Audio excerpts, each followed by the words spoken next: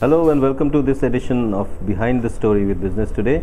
And today we'll talk about something that impacts all of us. It's about telecommunications, about your mobile phone and the kind of service that you get on your network. So I have with me Manu Kaushik, and we are going to talk about 3G services in the country and their state of affairs.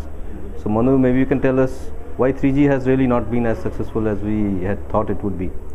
So Alokesh, let me tell you upfront, we're going to stick our neck out and we're going to say that 3G will die down very soon in India. Yeah, there are a couple of things which is going against 3G technology. I mean, first of all, there have been telecom companies have not made sufficient investments. So for example, they are burdened with so much debt of 3 lakh crores. So they say that we already have so much debt to pay. How can we bring 3G technology in India in a big way? I'll give you an example.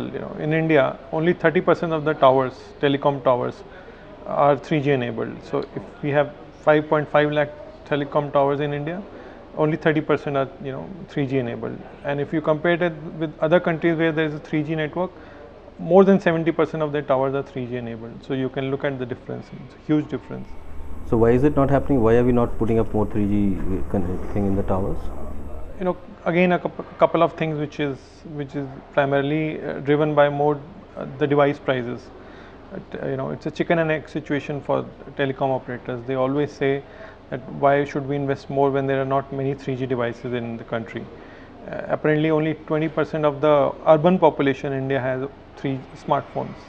Smartphones which can actually. Which means that it's far less when you compare it to the entire population. Rural is much lesser. Yeah, of course. And so, if 3G is not going to work, then are we going to be like cursed with slow connections and call drops throughout our lives, or is something else going to happen? Apparently, there is some good news with what is happening on the 4G front, and what is happening on the Wi-Fi and Bluetooth, and the kind of technology which are emerging in the telecommunication. For example, I'll give you 4G. Huge amount of investment is going into 4G. You take the example of Reliance. It has already spent 70,000 crores in 4G network, which is much higher than the spectrum prices that all telecom operators paid in 2010. So only one company has spent so much on 4G networks. Then Airtel is very keen on launching 4G. They have already launched 4G, but they are going to expand it big time. All the telecom operators have huge, investment lining up for the 4G. So what we see is India going to skip 3G. Will leapfrog from 2G to 4G, and yeah. But for that, you'll need 4G enabled towers as well, is it? It's a very technical subject, but I'll explain you in a very simple sense. There's something which is 3G. There's something called 4G.